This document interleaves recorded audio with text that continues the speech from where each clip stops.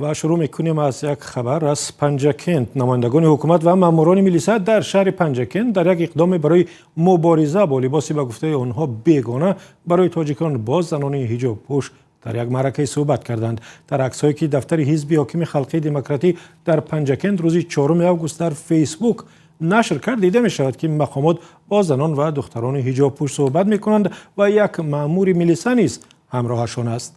مقامات هدف این معرکه را پیشگیری از فرهنگ بیگانه، حفظ اصالت و ارزش‌های ملی در تاجیکستان نامیدند.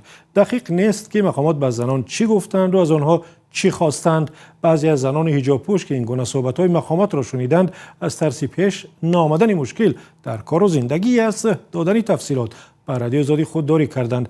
از این پیشتر مهمه اداره کار با زنان در ناحیه رودکی نیز معرکه را با نام دهه به دهه برگزار کرده بحث پوشیدن لباس خودی و بیگانه را برای زنان و دختران داغ کرده بود.